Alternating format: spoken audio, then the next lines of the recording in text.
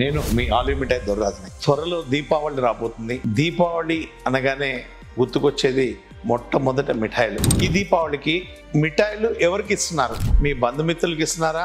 మీ ఫ్రెండ్స్కి ఇస్తున్నారా? మీ ఎంప్లాయీస్కి ఇస్తున్నారా? మీ క్లయింట్స్కి ఇస్తున్నారా? బ్యూరోక్రాట్స్కి ఇస్తున్నారా? పెద్ద బిజినెస్ పీపుల్కి ఇస్తున్నారా? ముందుగా మీ అందరికీ సజెషన్ ఇచ్చేది ఏంటంటే, మీరు ఎవరైనా ఇంటికి వెళ్ళి ఆ కుటుంబానికి ఒక స్వీట్ గిఫ్ట్ ఇవ్వాలనుకున్నారు, ఎక్కువ రోజులు ఉండే ఐటెం కాకుండా వేరే ఐటమ్స్ సెలెక్ట్ చేసుకొని గిఫ్ట్గా ఇవ్వచ్చు. మీ ఎంప్లాయీస్కి అయితే తప్పనిసరిగా మిఠాయిలు ఇవ్వండి. దూర ప్రాంతాల్లో ఉన్న వాళ్ళకి మీరు మిఠాయిలు పంపించేటప్పుడు తప్పనిసరిగా డ్రై ఫ్రూట్ స్వీట్స్ సెలెక్ట్ చేసుకోండి.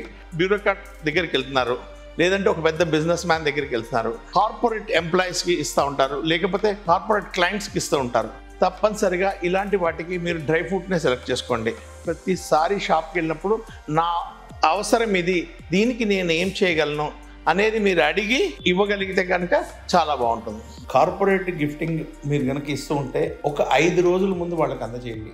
మీకు ఈ లాస్ట్ 3 days సెలవులు పెట్టచ్చు, లేదా ఇంట్లో లేకపోవచ్చు. కాబట్టి కార్పొరేట్ గిఫ్టింగ్ అనేది తప్పనిసరిగా 5 రోజుల ముందు హ్యాండ్ అవుట్ చేస్తే కరెక్ట్గా రీచింగ్ అవుతుంది.